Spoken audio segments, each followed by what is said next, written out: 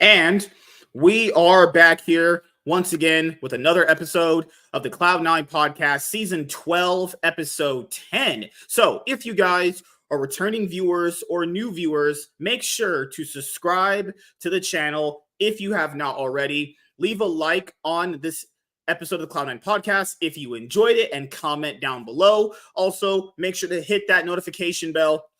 That way you guys can get notified on whenever I upload a brand new video or go live. And thank you guys for your continued support. So I know I told you guys I was going to go see M. Night Shyamalan's newest movie out at the movie theaters right now, Trap. And I did vlog it like I did with Deadpool and Wolverine for another episode of Full Day of Going to the Movie Theater. I would have had it out earlier today, but last night the movie went on a little bit longer than I thought. It was only an hour and 30 minutes, but by the time it was over and by the time I got home and filmed the spoiler-free movie review, I had to go to sleep. I literally just had to go to sleep, and then I just had to do a few things before I had to go to sleep as well. So just had no time to, get the footage together. So I should have that vlog for you guys up literally tomorrow afternoon. I usually drop videos around 12 PST. That's usually when you earliest see videos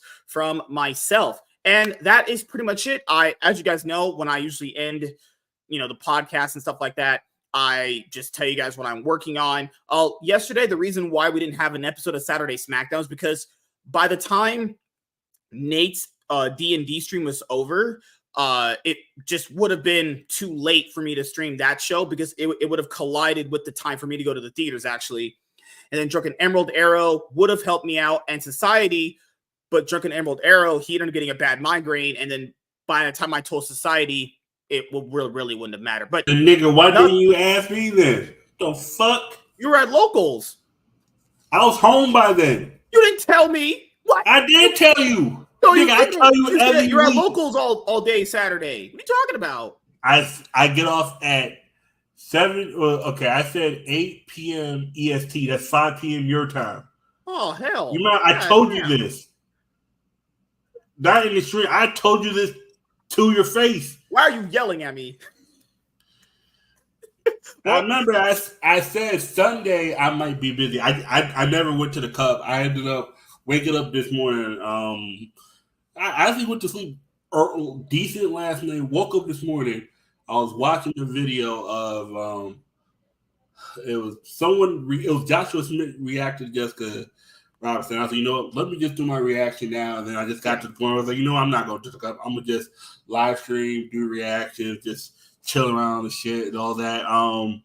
Yeah, I was like, I'm gonna redo the video. I'm gonna redo it as a reaction, a live stream. Like that's how I'm trying to say, and just talk about it there. Kids calling nowadays an EFAP.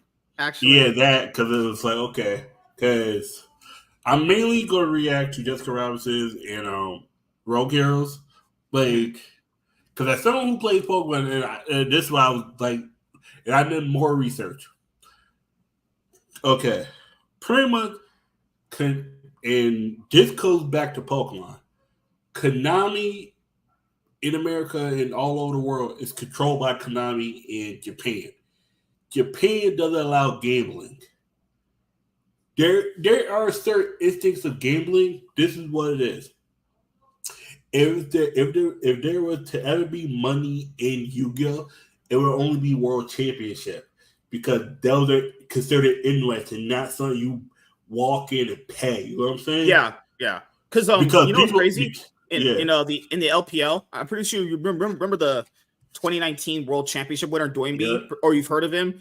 I thought this was actually only for China because when you sent me that thing for Yu-Gi-Oh, I was like, now it would make more sense why they wouldn't have cash prizing.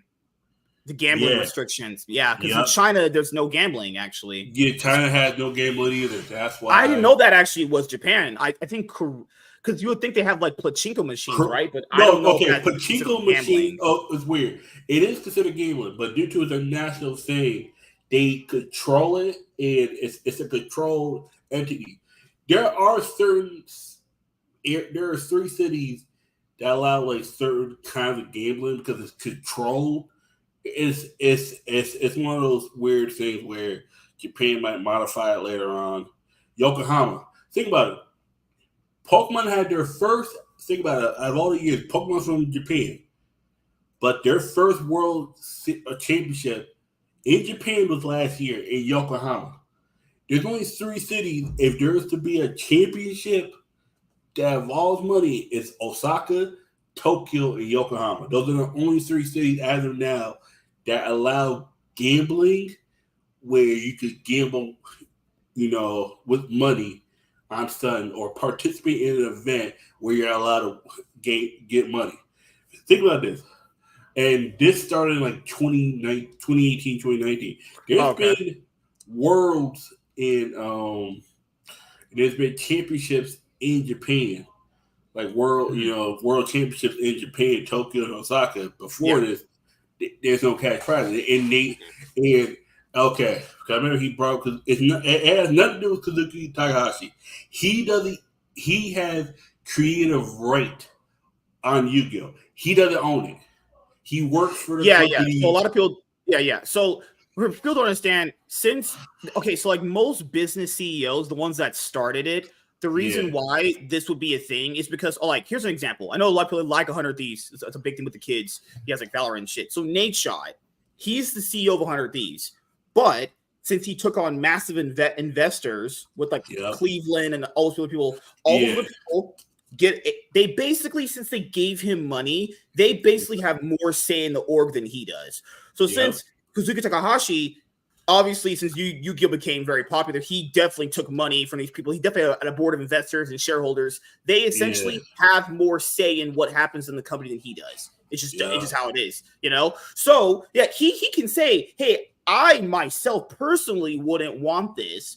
That doesn't mean that the company they can do something completely different actually from that line of logic, So that's kind of where we're at with Yu-Gi-Oh! People are saying, I got some Yu-Gi-Oh! Announcements coming up for you guys, and we're going to have some fun with that. But we're only going to be here for like under an hour, so to speak, or just a little bit over. Time to talk about some League of Legends. So we'll go over the LCK stuff after the LCS stuff because that's going to be a lot to explain there. We'll do the LCS first. So the reason why I haven't really covered the LCS in these past couple of weeks in the show, and I'd rather just talk about the LEC or LCK or LPL, because guys, the LCS is just straight up boring and just straight up bad.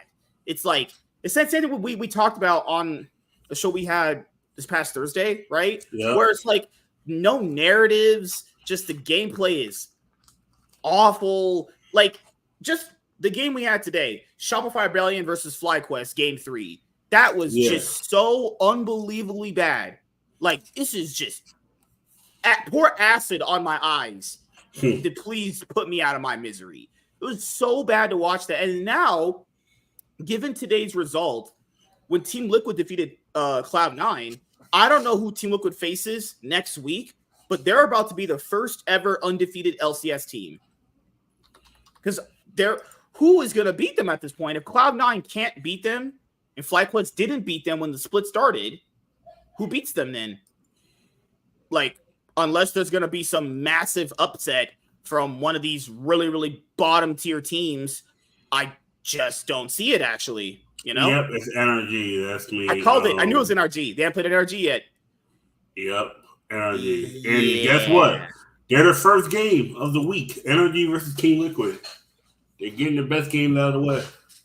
Yep. So next week actually is the most important match because if Team Liquid beat them, they'll be the first ever undefeated LCS teams. People like, what about the other ones that had good records? So that would be TSM Summer 2016 LCS. Yeah, they went 17-1. That was in best of threes. Keep on that was in best of threes.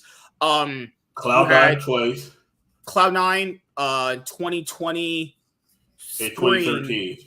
Yeah, 17-1, 16-2, Immortals, LCS 2017 spring, 17-1. But we've never actually had an undefeated team ever.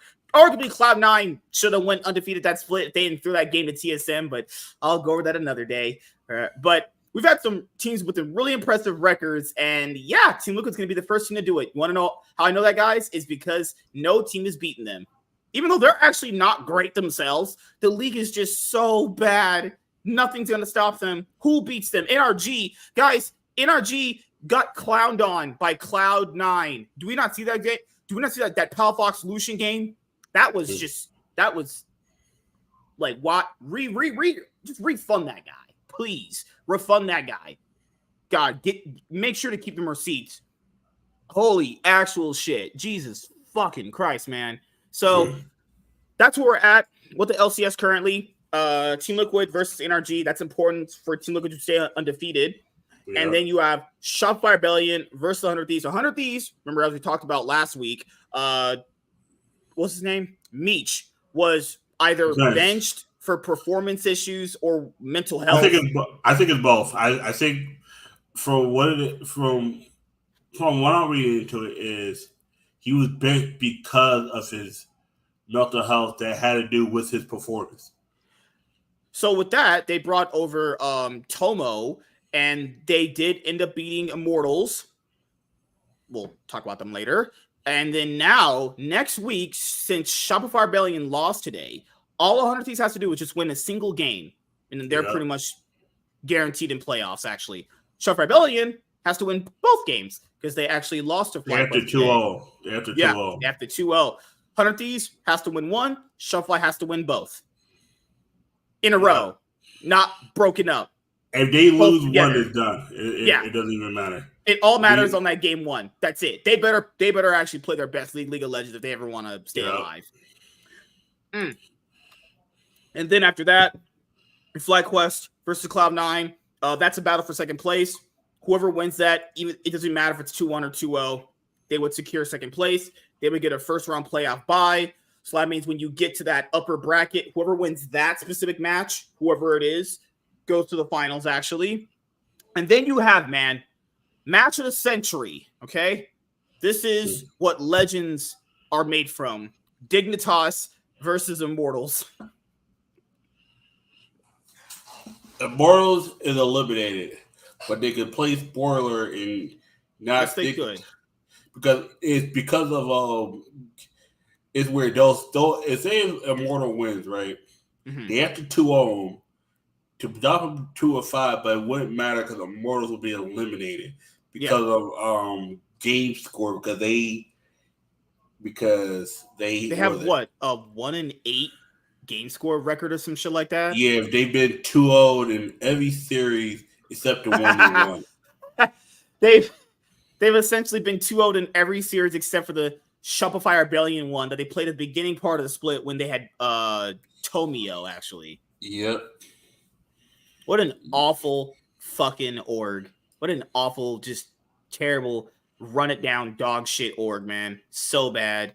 So, Dignitas, let's see where they're at the standings. So I'm pretty sure the LCS standings got updated. Team Liquid, they're tied for fourth. For fourth. Team Liquid first place 6-0. Cloud9, FlyQuest tied for second 5-1. NRG 2-4 with Dig and 100 Thieves also at that 2-4 record too. Shopify right now at 7th, which is crazy that a team could be 1-5 with the record that they have and still even have a contention making playoffs. That's crazy in and of itself. Yeah, because but IMT is for sure done because they've basically in IMT's game score they lost more than enough games to not make it in, essentially. And they haven't won any games. That's the reason why Shopify is still in it, because if they would have got 2-0 today, they would have been eliminated. God, man. FlyQuest, damn, man. You had one job. One fucking job. And they can't even do that correctly. Gosh. All right, so let's go over the Cloud9 Team Liquid series. All right, so what was your thoughts on that one first? The Cloud9 game 2 is absolute dog shit. Game 2 is one of those games where that happens to you, like 5 minute thing. You're like, nah, just FF, go next. I'm not even kidding. That actually happens to you. Anybody in those games say, bro, we can just play it out. We can just scale. No, you FF. Whoever says that shit is a liar. You can if the other team's like dog shit, but it's like if a team's competent, you're losing. Like if that shit happens against T1 last year or GenG or Dan Juan, them motherfuckers is clapping your cheeks after like they're clapping your cheeks in 16 minutes. Yeah. That shit ain't going 20 minutes. You're straight up suffocated in the game. If that happens to you, you might as well. That's like actually living through hell if that ever happens to you. If you give Goomer Pays 3 kills in 5 minutes, yeah, just FF. Just go next. Oh God. So how would I say this today? Because I've got a chance to talk about Cloud9 most of this split, particular because we've had so many other teams to talk about. But for the most part, they were able to. Okay, so Reaper comes in. You can definitely see the issues they have with Mythy getting fixed. You can see they did improve with Reaper. I think that's a decent fair take. And from what I've seen, Mythy had them playing this weird style that was kind of aggressive, but not really trying to get what you needed to out of the early game. Reaper came in, kind of refined what they were doing. You can clearly see the impact of his coaching on the team. They drop Fudge, they bring in Thanatos, and then they dropped a single game to Dig. I remember that. And then they basically had the teams that were all bad right in front of them to face. So essentially, they beat everybody except for Team Liquid today. And even in games that pretty much should easily have just been winnable for them, they were making mistakes in the early game and mistakes in the mid game, like just uncharacteristically bad ones, right? But these were teams that were so bad it wouldn't have mattered anyway, right? Now, there were some teams they convincingly just 2-0, like IMT and Shop Rebellion. Like, I mean, anybody's 2-0ing them convincingly. They're just not good, right? So now they're at this point where they face their biggest competition today, which was Team Liquid. And in the first game, it was relatively back and forth, a slug fest, as they call it, clown fiesta, as he used to say. And then, the macro, because we talked about it, the macro was so bad from them in game one. I was like, there's no way you survive this in 2 games straight. There's no way. So the reason why Thanos' lane was so fucked is because C9 chose to early invade. They lost so much pressure off that.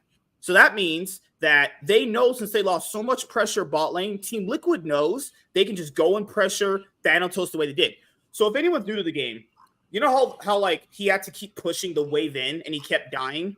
Because if he doesn't constantly push his wave out, it's gonna constantly push toward away from him, so it favors impact actually. So C9's early game got so fucked by that invade they were trying to do where a Berserker and Vulcan lost their summoner spells to the point where Core JJ knew it was so free to go up there and gank him. Remember, keep in mind, Umpty didn't gank Thanatos to impact. Core JJ did because C9's bot lane knows they have to just basically handshake their entire lane after giving up the summoner spells like that. Because I know a lot of people in the Twitch chat were like, well, why is he so far behind?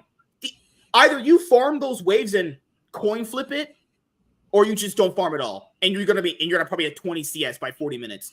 You can't do that, obviously. So he basically was in this do or die situation where he has to go and farm those waves, or you don't have any CS. Keep in mind, he got a Black Cleaver, in like 25 minutes?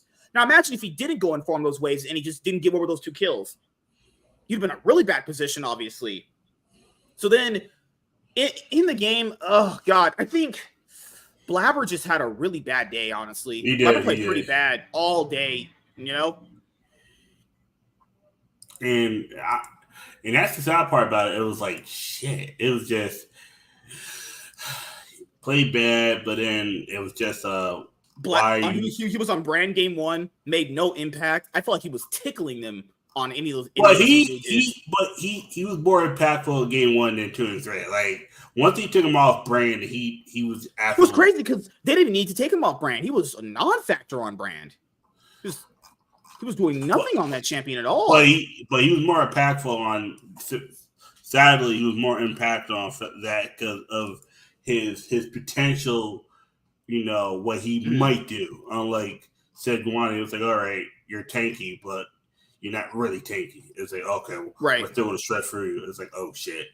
It was like, God damn it. And then they had him on like Sejuani games 2 and 3. Now, game 3 is a different story, but after game 1, because basically, I remember Umpty stealing the Baron, and that's going to happen with a comp like that. Like, come on, Yeah. Umti come and steals the Baron. Impact actually played Rumble pretty well. The only reason Team Liquid even really lost game one was there was just a lot of mistakes from them in game one. Them not watching their flank positions in game one.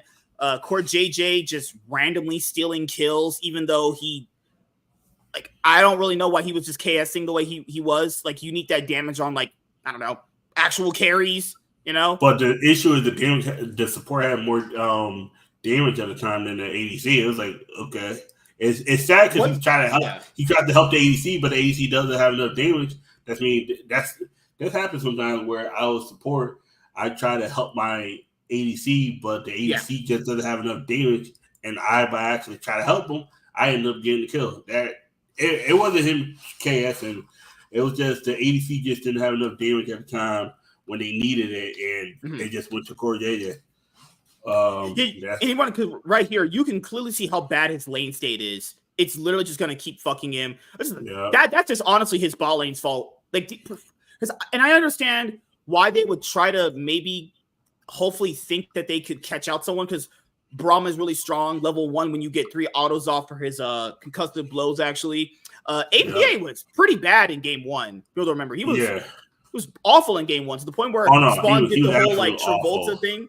Remember they showed Spawn's reactions? I was like, man about to get like no dinner tonight playing this bad. Like, why even engage on that? Like, what are you even doing? Like, he's got no damage enough to kill him. APA just gives up a free kill. Then he tried to fight Berserker bot lane when Berserker's way further ahead of him, and then gives up another free kill just for no reason. This is like no reason whatsoever to do this. He's just giving free kills away constantly. Then they have a fight right here. Yeah, Berserker missed the Ash Arrow. Core JJ jumps in. Rumble all comes down. And then Blabber dies because he's useless on brand for whatever reason. And then Impact went a little too far, died. Thanatos is almost dead. Then Yon tried to step up a little bit more. That didn't work. And then I don't know why Team Liquid even fought the rest of that. That's just griefing. Like, they have no damage at this point to be doing that at all. Look, and I really like Ivern as a champion. I don't really think he offers much. I mean, if you want shields and heals, I think you pick fucking Karma. Oh wait, he did that in game 2 actually, without the need for Ivern actually. And then later on in this first game, Umti basically steals the Baron. Game extends longer. Team Liquid get a push up. Cloud9 they catch Team Liquid out in the middle part of the map. And then because the problem with Ivern, if you even so much as get next to him and burst him down, he's essentially out of the fight anyway. He's someone where basically you have to play really Giga safe. He can't really ever frontline. And that's why a lot of these LCS teams are bad. They're having their Ivern frontline for whatever reason. Like, I really couldn't tell you why. He's the worst champion of frontline. He's squishy most of the time.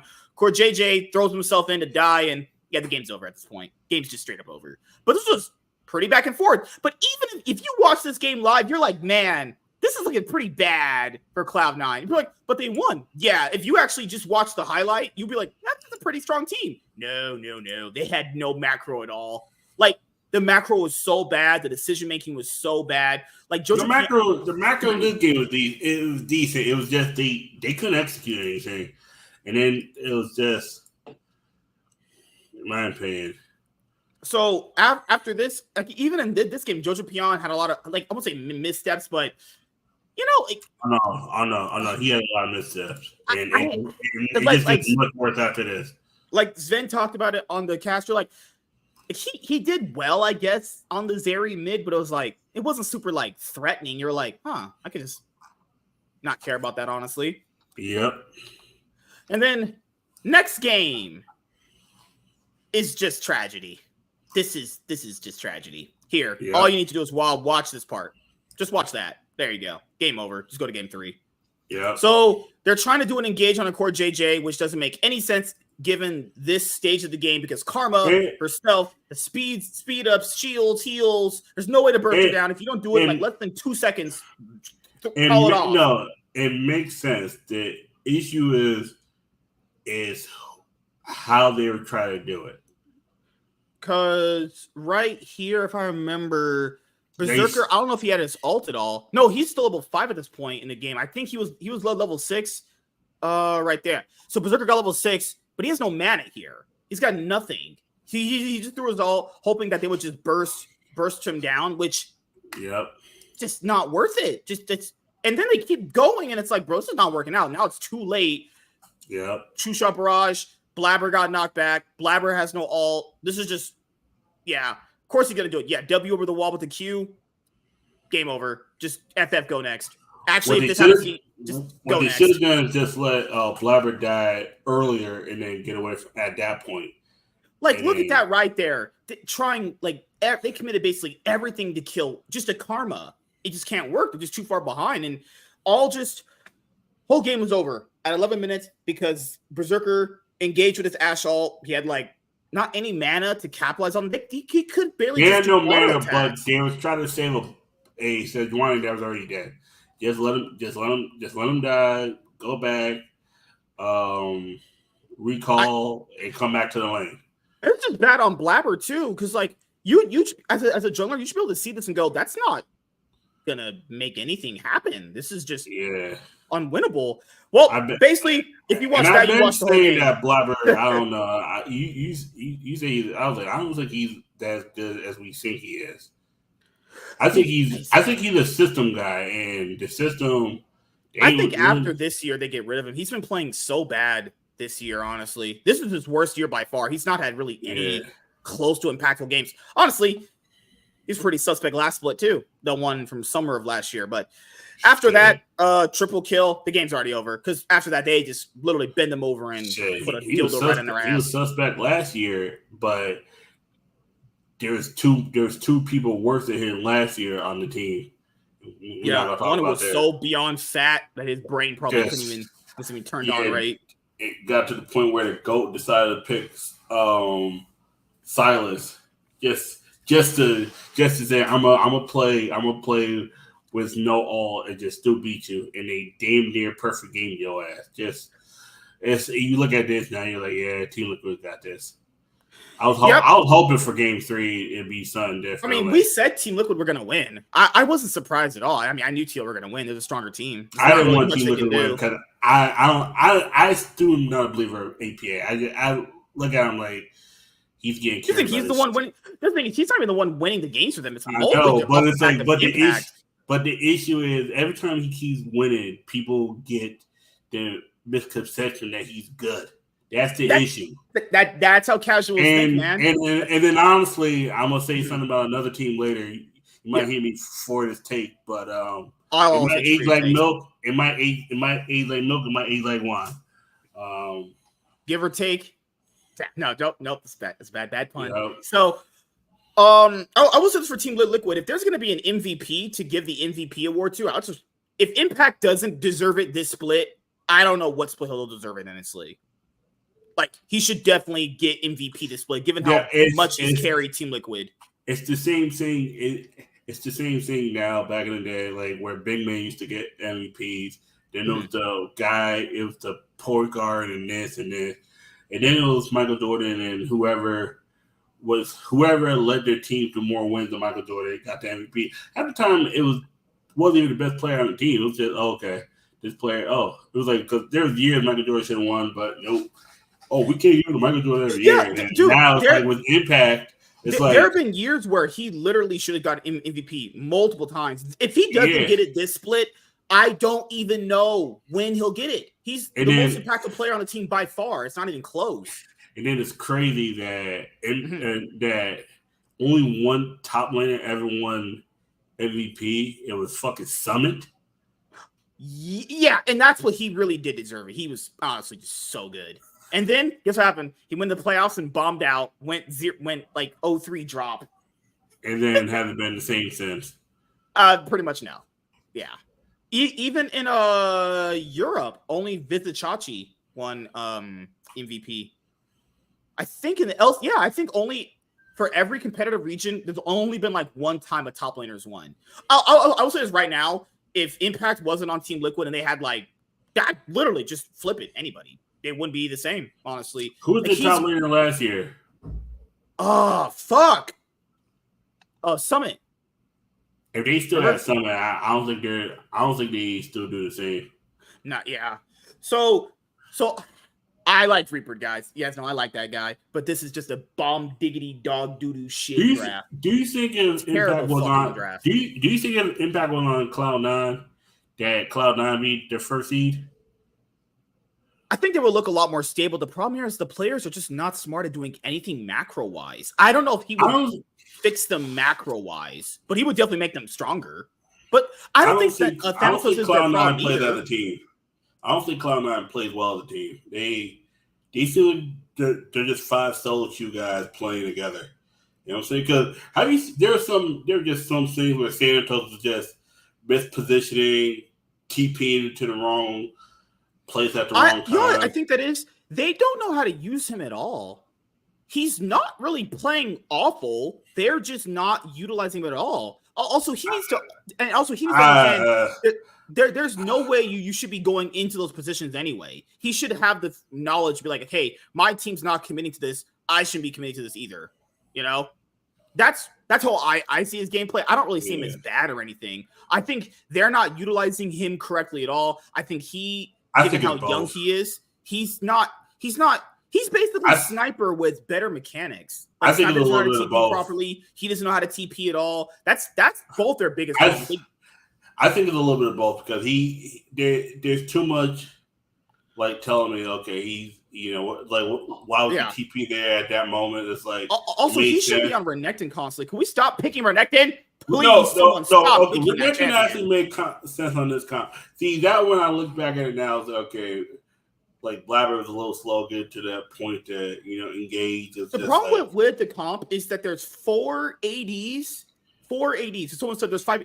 If anyone says Nami's an AD champion, your opinion means nothing. Nami, guys, is an AP champion. Yeah. I don't know why they picked Yone in this comp. First of all, Reaper picked Yone into a comp that completely outranges him, locks him down, CCs. Yone is just the worst champion here. No, not even that. You're building someone that's attack speed and no damage. Yeah. That's attack speed. That ain't no damage. Yeah, so they pick Yone. I don't know who was it, Reaper or High, or maybe they were like, maybe they had this work in scrims. Look how much he's literally basically a caster minion. Yone is the worst champion here. Awful. Why did you? There's 2 tanks, 2 ADs, and 1 AP. Like that itself isn't bad. But if you're gonna pick 80 champions like that, you could have probably picked like fuck it, throw in Draven mid. Throw in a random ADC mid. You could have, Nook on BDS picked Cassiopeia. I honestly don't know why Yone's picked here. And people understand, it's not even just about that he's AD. Picking Yone into that comp specifically is so bad. Maokai locks him down. Jack gets the stick, ready for the lube, and then the butt, and it goes in the ass. And then, he's not touching Ezreal. Ezreal could just kite you out. I don't know how you would get next to Corki. Corki kites him out. Nautilus could easily just, it's the auto attack style that Nautilus has. Yeah. Nautilus walks up, stuns. He's instantly stopped, which is his auto attack. Nautilus could just literally walk up and stun him. I think the Lucian Nami is fine relatively. Lucian Nami is just very easy to counter because it's so played. Yeah, I don't hate the Lucian Nami in like an isolation decision. It's just not good when you're looking at Jax, Nautilus. No, it's not good when you look at the top side. You're like, oh, fuck. Okay. Where's the damage? How do you do damage? The only way to do damage in this comp, guys, is if they would have had to blow open. They would have to blow open the early game so wide. Damage. Where's the fucking tanks? Renekton's squishy. Renekton's build squishy. Well, the idea is Sejuani and Renekton should be your tanks. Those would be your front line. Not the way these guys are playing. The way they were building, it looked like was building LDR second. Motherfucker, he built Bloodthirster and he built Bloodthirster and Monamune and Trinity Force. That should not be Pierce's. I think he was building Water Reminder. What's crazy is that he wouldn't even really need to. The tanks were so far behind. So Blabber just played awful today. He was so far behind on everything. Imagine getting out jungled by Umpty. Umpty is sort of the best jungler in the league. A guy who is just lit. So, yeah, I don't like the comp. of Game 3, obviously, that to get this comp to work, you'd have to blow open the game so wide, and that's just not going to happen. Even against Team Liquid, like I think they're decent enough for that not to happen against them. Like look at them; they're engaging in doing nothing. They're tickling them. They can't even like force Yawn to stop fighting them. He can literally just Mystic Shot, E over W, Q constantly. It's just a horrible comp. Like just L, just all L constantly. Fucking hell. Oh yeah. Also, what you had said about them as well. Yeah, I mean, you can tell there's just no team cohesion. There's no team synergy, and still not there. Like I think it was more there when they had Fudge, and that's the sad part about it. Yeah, when they had Fudge, they had more team synergy, but less everything. Skill. It was just less skill. You know what's crazy? Actually, fun fact: Cloud9, based off their win streak, were first in everything. Goal differential. Basically, their early game was best in the league. If you just look at stats, but the stats said they had a better early game. Yeah, that's also against teams that are absolute bomb diggity dog shit too. Yeah. You know, I mean, I'm pretty sure if like a bunch of like, let's say 16-year-olds went into Yu-Gi-Oh! Locals playing like Snake Eyes for the first time ever, and you were playing any other deck but that, I'm pretty sure you could beat all of them in concession one-on-one. I did that yesterday playing Pokemon. Fuck off. I came in with the deck. You beat the kid. No, I beat kids. I beat 3 people that were playing decks that they were been playing before. And I was like, one guy had a new version of a deck he'd been playing before. And I came in with Raging Bolt. I didn't know how to play the deck properly. I was misplaying up and down, but my deck just had a skill ceiling. And then I play Pokemon mostly at work. I don't. Once I come home, I don't really play Pokemon. I've realized I will not play Pokemon after 10 p.m. My brain just turns off. Like it gets. I can play League because League is something I don't have to constantly think about as much as Pokemon, where you have to think about, like, that's why I'll never play Lost Box ever again. There's too many decisive decisions that could cost me 2 turns from now because I lost no fun. It's just like garbage. That's why I was like, and that's what was happening with Cloud9 today. They were making decisions that might have worked now, but it would have cost them later on. But in this case, they just didn't do anything correctly. Even in game 1, like Team Liquid basically made a few flubs here and there that they were able to capitalize on. That was mostly just who was it? APA just not being impactful. Like if APA was even remotely APA literally didn't just int the first portion of the game, they probably just win it, honestly. 2-0, they just 2-0. God, man. Yep. They're about to go down as one of the most dominant LCS teams ever because they've only dropped single games to 100 Thieves, Cloud9. No, they 200 Thieves, did they? Or did 100 Thieves win game? FlyQuest, I know they won a single game. And against Cloud9, they lost a game. Who else did they lose it? Oh, and Dig. It was Dig. Yeah. They've only lost 3 single games. Dig, Cloud9, and FlyQuest. That's it. Good God, man. Oh, my Lord. Yeah, I mean, I don't know what Cloud9 will be thinking about going into next week because them against FlyQuest is going to be really interesting because they're basically the same team. Like, FlyQuest's macro is stronger, but they have a weaker early game. Cloud9 have a stronger early game, but weaker macro sense. Where are we at with all this? God damn, man. I don't really. It was FlyQuest. It was FlyQuest. It was FlyQuest. They beat 2-1. What was it? Yeah, it was FlyQuest. They beat 2-1. Week 1. Week 2 was. This take a lot longer. Week 2, they 2-0 Shopify Rebellion. Mm-hmm. Week 3 or week 4 was 100 Thieves. No, they 2-0 100 Thieves. They 2-1 Cloud9. Yeah. It was they 2-1 Dignitas.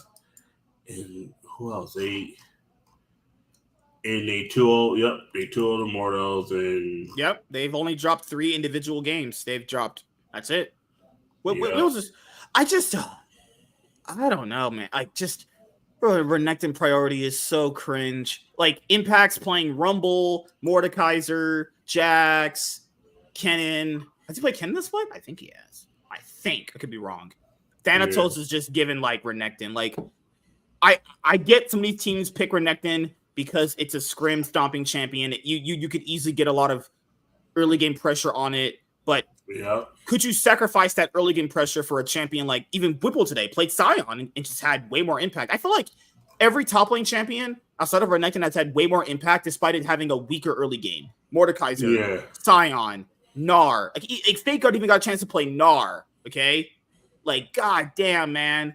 Like the same thing happened with Fnatic. The Fnatic coaching staff only gave Oscar and Renekton, and we saw what happened. So please, can we stop putting this big a priority on Renekton? So the same thing about Kai'Sa at Worlds last year. It's like there's other champions making way bigger of an impact than this champion is, despite the reputation of it being a carry champion. It's like, do we have to lose more games to see how unuseful some of these champions are? Like, fuck. Possibly. But yeah. No, that's just how the league works. People just want to lose free games instead of deviating away from what's actually going to work in front of them. But I digress. Damn, she's so cute. God, her name is Basilif. Damn, girl. All right, so anything you want to say about Cloud9, Team Liquid, actually? This is the best series of the weekend, but that's not hard to do. All these games. I'm glad it was 3 games. That's me, just able to get more content out on the stream. All right. So next we're going to talk about Shopify versus FlyQuest today. Game 3 was just sad. This is basically the story of how it went. FlyQuest picked a scaling comp. Shopify Rebellion picked a early game comp.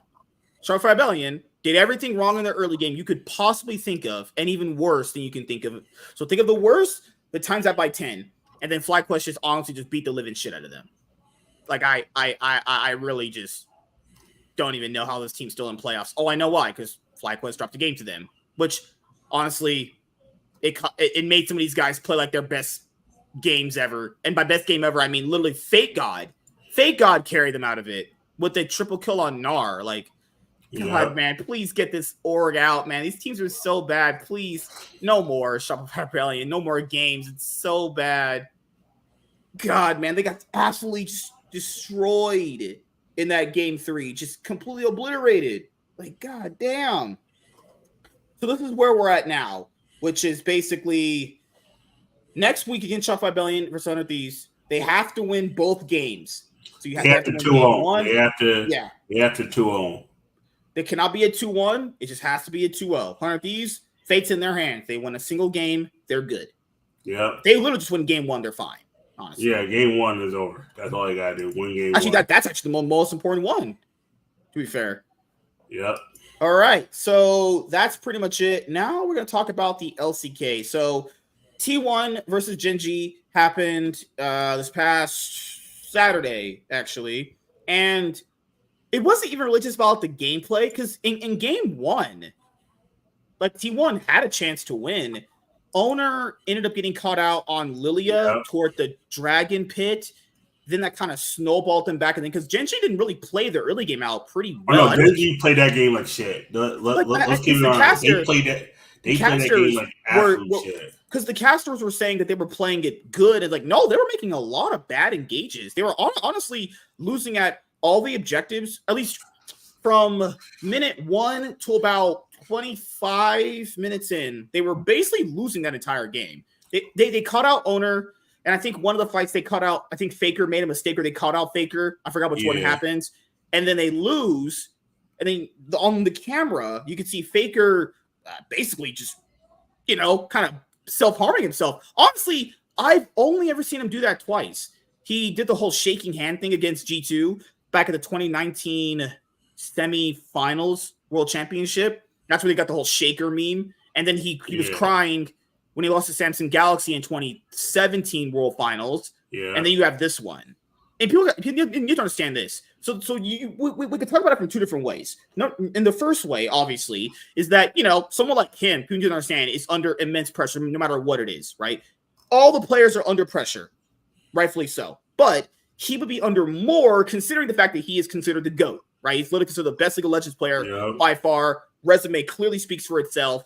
Now you could also debate as of recently, has his gameplay been up to that level? Obviously, depends on which play you're talking about. Mostly it's been there, sometimes it's not, but that's neither here nor there, right? So obviously he has immense pressure on himself to perform, and going at it from the GenG point of view, they've lost to GenG a lot. Like, it's at the point now where you're kind of just looking at him going like, can you beat them? Now here's the thing that people forget in the conversation too. They've beaten GenG in the LCK in a best of 5 one time. And that was last year in spring, where they knocked them down to the lower bracket, and then GenG beat them in the finals. And then T1 beat them at MSI. So then after that, if you just look at the regular season games, GenG have won 4 straight. They've beaten them pretty much every single time they faced in the regular season since 2023 summer, actually. Yep. So from Faker's point of view, it must be pretty annoying that they keep losing to them. And even at that, even at that level that both teams are at, like if T1 are playing at their best, like they would obviously be able to match them, but they're not, because T1 at this moment in time have not been playing good at all. Like, they've lost to not just losing, right? Now, look at what Humble Life is. Okay, so Humble Life is who's on there? Doran, Peanut, and Delight. 3 other players they lost to GenG to last year. So not only is Faker losing to current GenG, they're losing to GenG, 3 of GenG's players on another team. Like, factor in how frustrating that must be. But like, it's frustrating. It's frustrating, but the reason why it's not as bad, because these Humble Life didn't make MSI. That's one notch over them. And then T1 just won the World Cup. It's like, oh, GenG wins MSI. But I've been saying, no one gives a fuck about MSI. I'm sorry. Think about it. The World Cup got more spotlight than MSI. MSI was like, all right, cool. And then the only once GenG won MSI, you know what everyone was saying? Okay, cool. Can they actually win Worlds now? Because it was like, all right, cool. MSI winning is cool, but it's like you don't get anything from Riot. How would it not matter if it matters for Faker then? Because if Faker it matters, he's won 3 of them, 2. No, 2. But back when they were initial, when it was all hype. Think about it. He hasn't won MSI since 2017. Yeah. Think about it. MSI. When did MSI first start? What, 2015? 2015. Yeah. Think about he made it to the first finals. When was the last MSI that was actually hype? Now, be honest. When was the last one? Besides the one we had this year. This one wasn't even hype like that. It wasn't. Like, now. What? I mean, okay, if you don't want to say this, definitely last year. Definitely last year. Last year because of JDG. Yeah. This year was like, it was hype, but I'm talking about the last MSI. I went back and watched. You said the last one. No, you said last year. That's hype. No. I'm talking about the last one. I went back and watched, and I was watching last year, and the one before that was 2019. 2019. So yeah, my personal the best ones to me are 2019 and 2022.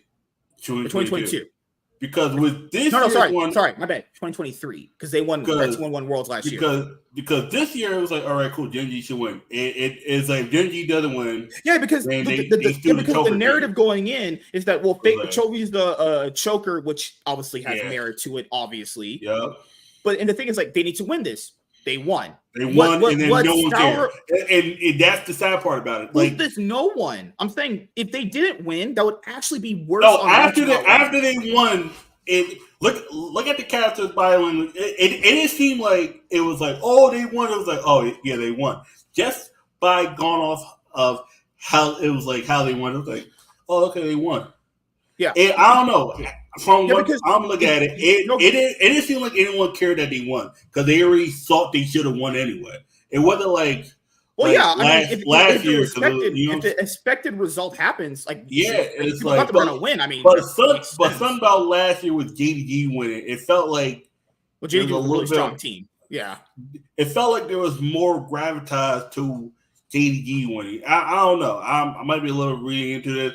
It was like with GenG, it's like, all right, cool.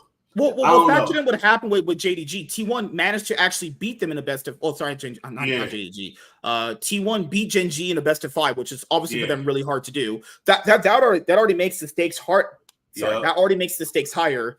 Then BLG ended up beating GenG, so the stakes are already like, wait, what the hell is going on? Yeah. And then this year, I mean, if people expect GenG to be a top team in the world, then that result is possible, right? They didn't drop a single best of series at all. The only one they went to 5 games was top esports. Yeah, but that should be expected, because if we expect it to be the best team, then that should be the result, obviously. Because and the reason I'm also saying this, because like after GenG won, you had like the dare to, okay, can they win Golden Road? But it's like, also, can they win the World Cup? It was like JDG last year. I think also the World Cup probably might have had.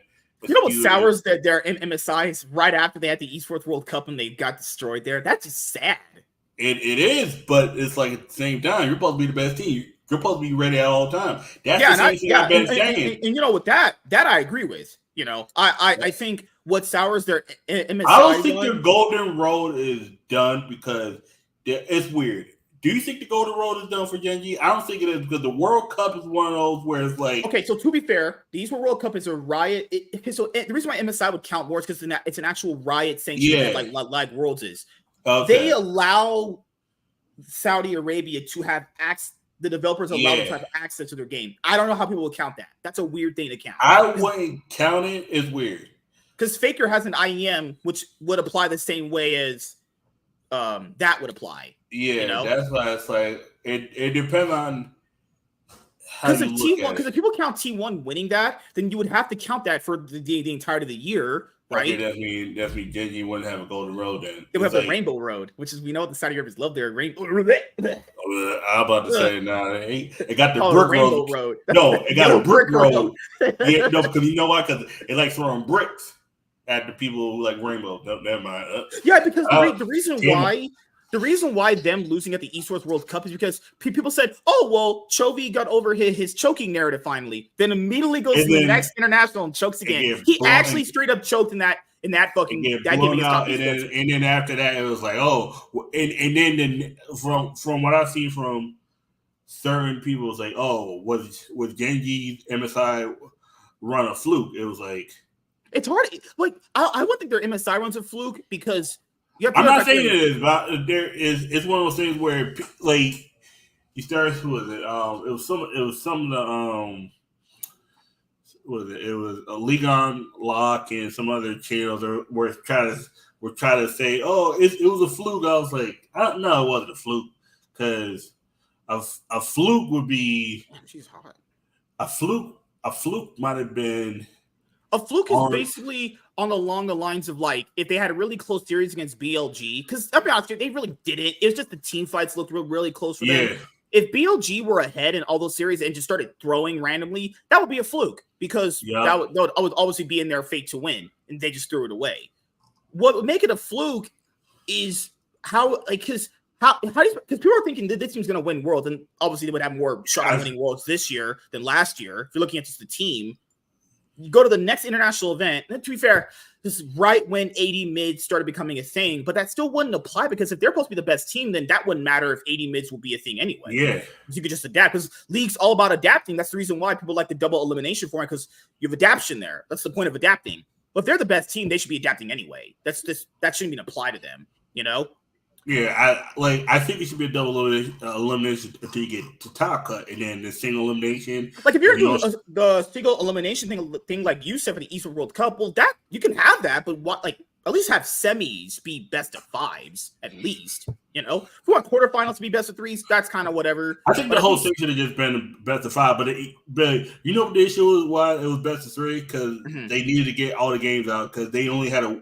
They only had a week. Yeah, that the 2 weeks is the Riot vacation. Yeah, that too. But the thing is, because it's just like in the regular Olympics, you got multiple teams playing multiple days. You needed to have it within a certain span of time, because you got all these other sports coming in. That's the issue. Oh, I'm sorry, man. Hey, Jewish kid. How you been doing, man? I'm sorry, I saw your yeah. comment late.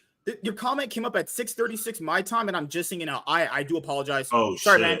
Hope you're doing good, man. So aloha, made it to Hawaii safely. Thank you, MSK and Blanks, for all the inspiration and kindness Hell you shared with yeah. me since I found your channel. Anytime, man.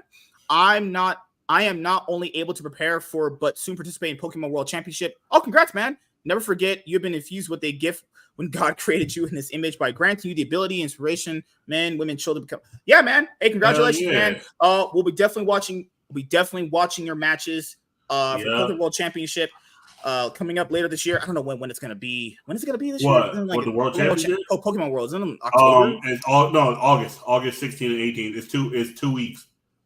2 weeks from now? Oh, that's cool. Yeah. Oh, this is something to watch. Holy shit. It's 2 weeks. And then Yu-Gi-Oh! Is in September. The guy from New Haven, both of us are doing a watch party that weekend. Oh, hell yeah. Yeah, man. Justin, Jewish kid. Congratulations, man. Yeah. We'll be definitely watching for sure. You'll Just let us know when your games are on. We'll watch. Just don't choke on stage. Please don't. That would be sad. That would be sad to watch. Definitely, if you get the feature, man, hell yeah, I'll definitely be on the lookout.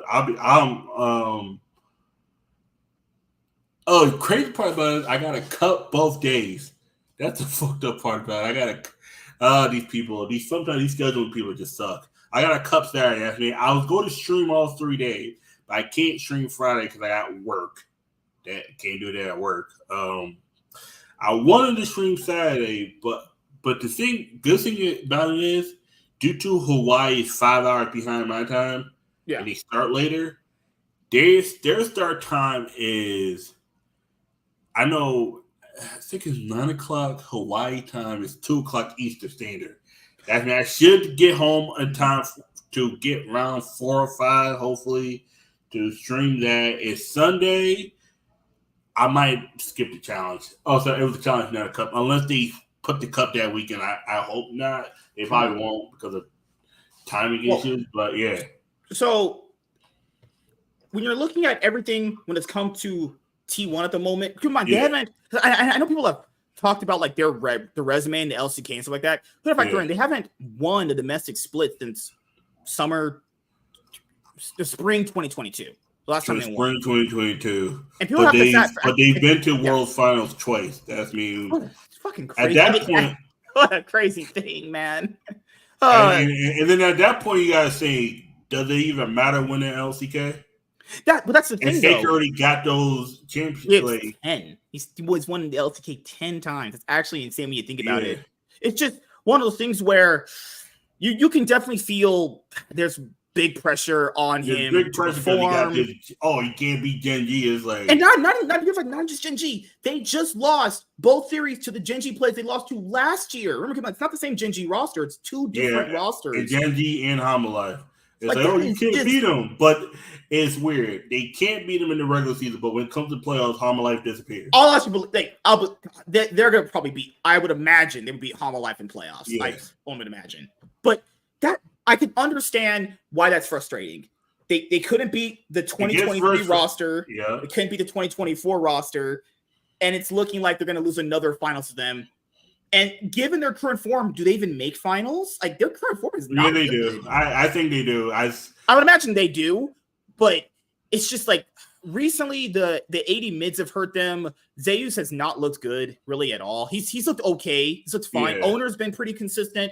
I'll give him that. Owner's actually looked pretty good. Yeah. Gumayusi and Carrier, I wouldn't say they're bad. They're just not in sync like they used to be. They're mostly kind of just like they're trying to figure out a meta where it's a lot of swing swapping, and that's not T1 style. It's like T1 like to play standard 5v5s. they use an owner could lane swap, or they use can, but it's hard when Guma and Carrier want to play a third kind of style of champion, and that's not meant for lane swapping. It's like, oh fuck, okay. Yeah, and I'll be honest here. I think if they make playoffs, they'll either get to the finals or get very close to doing it. I think if they go to another national event, they're going to just either win it or be very close to winning it. But currently, right now, it's who's their next matchup coming up? Because I think they have an easier strength of schedule. I think if they have an easier strength of schedule, I'm not saying they're bad, but because strength of schedule. Yeah, because all the hard teams are out of the way. So I think if they have an easier strength of schedule, come on, once again, not saying they're bad, that might give them a little bit of confidence to play better again. Because who are they playing next? It's a bottom team. It's they play against Namshim next on Friday. Then the last remaining best of series, Namshim, Brian, and Guangdong, and Fear X. Fear X is the only one that I think now they understand how to play Fear X. Pretty much, you have to play standard against them. Like it's weird. T1 style works. You just can't play the champions you played against them. You just can't play that same style you play game 3. And T1, okay, they're 8-6 right now. They're 8-6 right now, I think. Yeah, T1 shit and 12-6. I'll be honest here. Yeah. They should finish 12-6. 12-6, 11-7 at the worst. Yeah. They'll be 4 or 5. Fear X is probably the only team they shouldn't take lightly because they were able to also perfect game them before. I don't think that's happening again. I mean, I don't think so, but I never know with how crazy that comedy that perfect game was just like, okay, that's one of those. All right, Fear X just chose to fucking come out swinging. It's like it's so weird how a team like Fear X is so bomb dog shit trash, but they'll randomly play. It is a bomb dog shit trash like that. You look at that team, you're like, okay, this team is bad, but then you're like, no, it's like it's one of those things where you play a person who it's the whole thing where I seen someone lose like a finals to someone. That matchup for me is easy, and then they lose because it's like sometimes it's not about the matchup; it's about the person who's playing the matchup. Like, I've beaten people where they understand. Oh, my deck just countered their deck, and I just beat them 2-0. So it's like, all right, cool, because you just don't respect. You just don't respect the play style. Yeah, that's what happens. Also, it just people don't understand in the league. It's not just about like the champions themselves, like you said before. Like the people piloting them matter, but sometimes a team that just thinks they're better is gonna essentially. I'm saying it's not a good idea when they do this. They'll essentially play down their competition. I really don't know why teams still even do that these days. You don't need to at all. You know why? Because they want. Well, let's be honest here. Coma don't respect Fear X. Like. That's no one respects Fear X. That's the issue.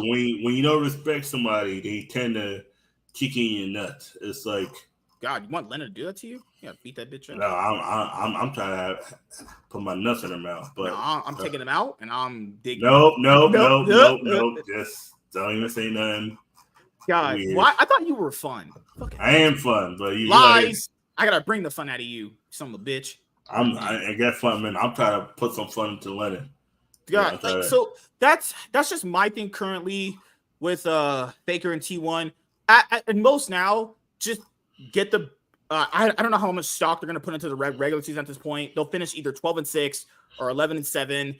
They're not going to get the first round bye or anything. But there's no. I don't even think they give a shit about that. I think at that point they need more games. I don't think they need to have one. I think they need to play more series and figure out a play style that works for them again, honestly. And honestly, speaking of first round bye and LCS, you know who I think needs to, like, between FlyQuest and Cloud9, you think, you know who I think needs to lose that series next weekend? I think Cloud9 needs not to win. I think Cloud9 they probably need more time on the stage. First round bye would be bad, honestly. Yeah, and I'm saying whenever I say those things, I'm not saying you should just go on stage just willy-nilly. It just willing throw. No, you don't need that. Go out there and compete. If you beat FlyQuest, that's good. If you lose to FlyQuest, don't make it like you get perfect game 2 games in a row. Like don't make it so obvious that they have to check your PayPal accounts. Like don't you know what I'm saying?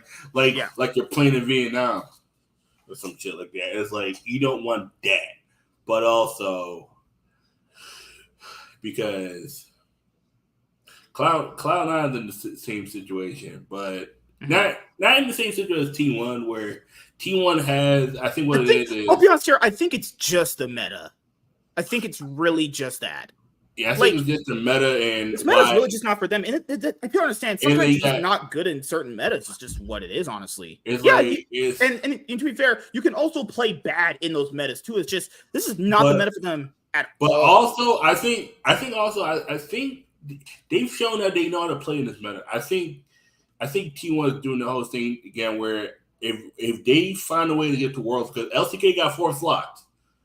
There's 4 slots to 7 teams. Like I'm telling you right now. Mm-hmm. Like I'm telling you, 2 teams that will not get into Worlds.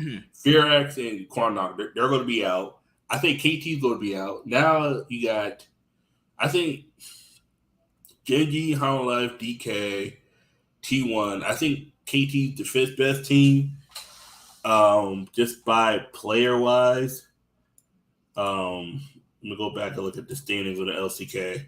Like KT is tied for 5th with FearX. Quandong is 6th. Didn't KT just lose to Bro? Like, who loses KT, to that? KT that 7. KT that I'm telling you right now. I'm telling you right now. There's 7 teams eyeing for 6 slots or 4 slots because there's 3 bottom teams are just god awful. Nonshim and Brian, they're not even close. I mean, I don't watch any more games around Nongshim or DRX. Anytime they're on the screen, nope. I'm just. Oh yeah. Definitely when they're playing against each other. Like, oh, okay, cool. Yeah, if there's a combination of Nongshim, DRX, Bro, and FearX fighting each other, nope. You know that's about to be a bomb clown fiesta right there. What was it? God damn, there was one weekend I said, yeah, don't even watch, just go to sleep. Just yeah. We're planning on doing a watch party for you guys. Oh, it was this morning. It was this morning. It was Brian versus KT, and KT got 2-0'd by Brian. Just think about that. Yes. Yeah. Mercy, yeah. KT, please stop. KT got 2-0 by Brian. Remember people told us, dude, people said KT's better than T1. They beat them randomly in a best of 3. It's like, all right. And then T1 beat the shit out of Brian, and Brian, it was like, that's me. Oh, Brian, it was like, yeah. People said they got 2-0. Said Brian is better than T1 because they beat, like, what the fuck is wrong with and you? And then Quandong 2-0. And then, like, this whole week was just 2-0. The only 2-1 this past, like, couple of days was D Plus versus Quandong. That was a 2-1. Everything else was a 2-0. GenG 2-0 FearX, DRX 2-0 Brian, KT beat Hammerlife 2-1. How the fuck you beat Hammerlife and they get 2-0 by Brian? Hammerlife is such a weird team too. Like KT could beat Namshin and Hammerlife, then fucking get 2-0 and it wasn't even close. It wasn't even a close 2-0. Is the only right. So GenG's kind of like in the same position that TL's in. But also T1 beat KT. T1 beat KT. Did T1 beat DK? I think they did. Yeah. Right? Yeah, T1. Yeah, KT beat them one of those. Did T1 beat them the second time around? I think they did. They did. I could be wrong. Yeah, they beat them. Yeah, they did. Yeah, they beat them. Yeah. And KT. Keep in mind, DK's the only team to take a single game out of GenG. A single game. Yep. Not even Hammerlife could do that, and Hammerlife supposed to be the second best team. Hammerlife out here getting smoked. No, keep on. Hammerlife got fisted by DK a few times, badly. We're talking like perfect game. Those were some of the most worst games I've ever seen in the LCK. Like, holy shit, dude. So like that's why I think it's more of the meta not favoring T1 and some of them just having like not good splits. Then I think the LCK's relative strength has been pretty bad, honestly. No, it's absolutely bad. Just could we delete 2 teams? I never remember. I know the LCK's best region in the world. I understand that. I do. But if we lose Nongshim and Bro, is that hurting anybody's pockets? This is what I think they should do. I don't think they need to delete. This is why I say they should. I don't think you need to delete any more teams. What you need to do is you need to turn everything into the LPL. 16 teams. You only face each team once. Oh, you want the whole fearless? You just want to put them in the whole group thing? Not even whole group thing. You just face each team once. You do face each. You face everybody in your group first, and then you start branching out. Like, and it's kind of like a division thing. You make a division kind of thing. It's like you face each team in your group, the top 4 teams, each split. They get put into their own group and then make it 16 teams. I think they need to do that. I think LCS they need to take the LL teams and the CBLO teams, but don't do, but keep the 8 teams you have and take the top. Or matter of fact, keep the 8 teams you have in the LCS. This is what I would have done. Take the top 4 out of CBLO and LLA, put that into the LCS, make that the America region. Europe, just add 6 more teams. I know there's already shit teams in there, but make it more competitive. Make it that each split, each week, you're facing 2 teams. Make it that you have to play 2 best of 3 series a week. They need to put a lot more teams, and then eventually start eliminating all the shit teams. Or just cut it down to 8. You can do that too. Cut it down to 8. In my opinion, matter of fact, yeah, cutting it down to 8 might actually be better because I think LCS is at a good point now, but they're about to cut down to 6. This is what I would have done. I probably would have just kept the 8 they have, and just keep. And I think the LCS is in a good spot. The 8 teams is fine for what it is. I just think that LCK would just benefit from not having them. What does Nongshim and Bro bring to the league? This is supposed to be this is the LCK, guys. This is supposed to be the best region in the world. Why are they here?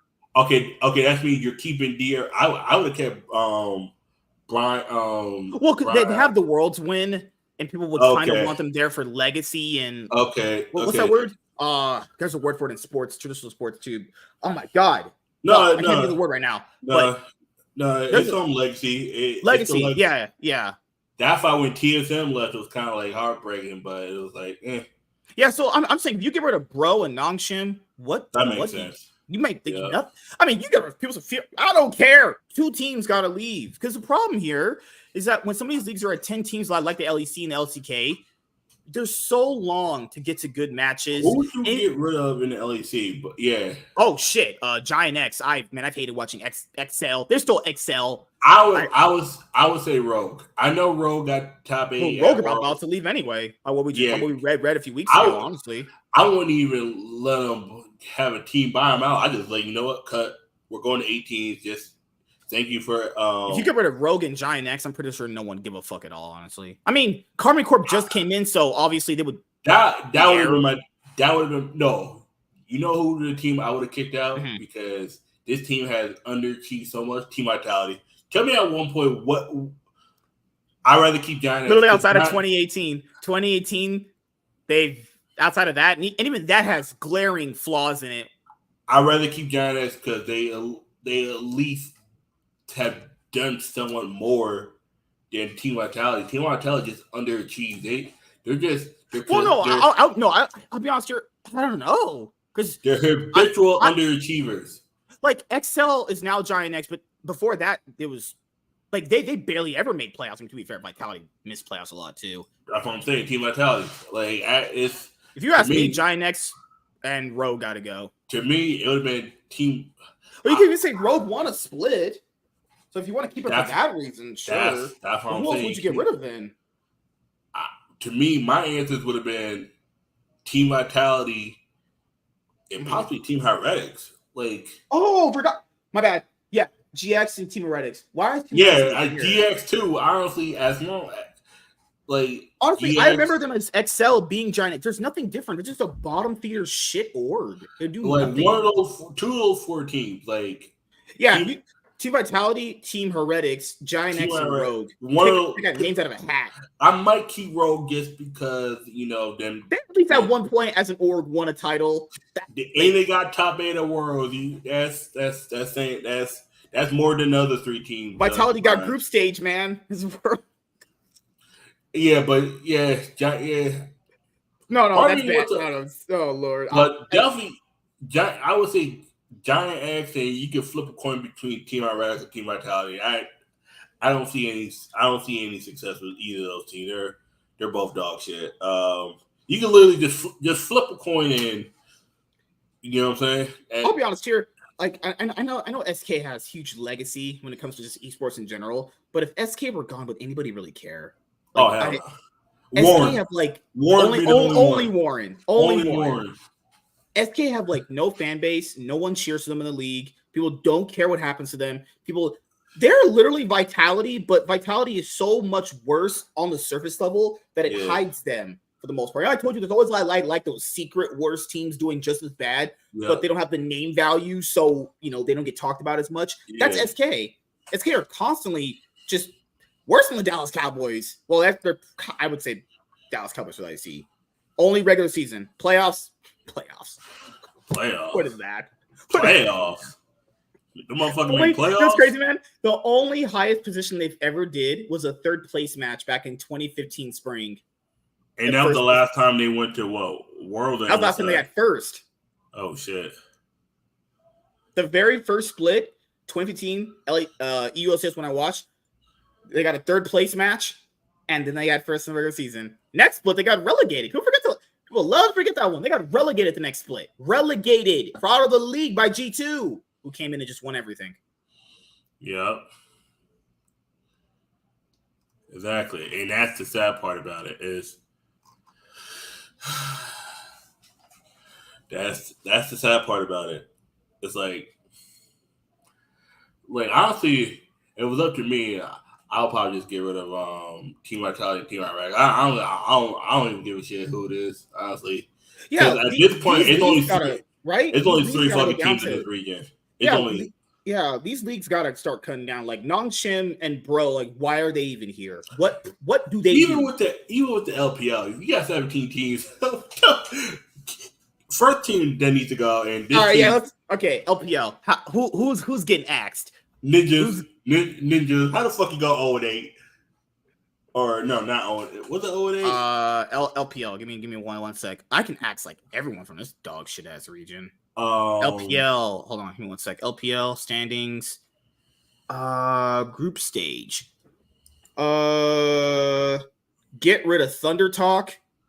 Yeah. Get rid of Rare Atom. Ultra Prime. Anyone's Legend's been pretty bad most of their time. LGD beat Invictus 3-2. Ninjas just 3-0 Ray Adam. Get Ray Adam the fuck out of here. And then... Oh, I forgot. This is the Rumble stage. Okay, so here's all of them. Ninjas, yeah, you're right. It's just... Yeah, no. Rookie, whoever is your agent getting you these contracts, please fire that person. It's time now. Please, just stop. Rookie, if you want to play a good middle lane, man, dude, come to the LCS, man. Come to LCS and just win forever. That's it. Yeah, just literally, just it's like come here, take paycheck, rent free. Come to Shopify Rebellion and take over for insanity. Jesus. Shopify Rebellion has the worst logo for an esports org. It's actually ugly to look at. It's just SR. It's like, oh, okay. It's not even. It looks like towels. I don't know what the fuck that is. Right, so Ninjas, LGD Gaming, get them the fuck out of here. They only ever were good in 2015. They only had one small little run in 2015. Ninjas up. Anyone's Legend, Rare Atom. Team. It's like there's some teams that got legendary stats, but they are bad. Like. RNG, World Elite hasn't been good for a long time. No, to be fair, RNG actually just started being bad this year. Yeah, that's what I'm saying. That's why they get a pass. Like EDG hasn't been that good either for a while. Yeah, EDG about IG. Yeah, that's the problem with IG, EDG, and RNG. They've all had what's crazy. All those orgs have had won international trophies and FPX, but they're such a shell of their former selves at this point. I mean, some of them are decent. But it's just not like RNG is probably the worst offender out of that because their owner is bad with money. So people go, the reason why BLG has ways because RNG can't afford to pay him because their owner has been very bad at money. Let's just say that. Ninjas and Pajamas actually 3-0'd Rare Atom in the playoffs play-in. Yeah, so LPL went there's group stage, rumble stage, and then you have to play best of series to get into the playoffs. LGD beat IG. Ninjas actually beat Rare Adam. Holy fuck. Rare Adam, how do you lose to that? Also, a team that went 0-8. Yep, 3-0'd. Fuck. And I watched like game 2 and 3 of that. They wasn't even competitive games. Or was it game 2? And then tonight's TT versus OMG. And then you have playoffs. Yep. So Ninjas face LGD, and then whoever wins out of the fucking round right there, then it's decided. Whoever, it doesn't matter who goes. Honestly, this is just a BLG top esports waiting room because JDG is not good. I'm sorry, guys. LNG surprisingly. Have you seen them play? That's bad. Yeah. It's pretty like damn. It's like going from having sex with Precious.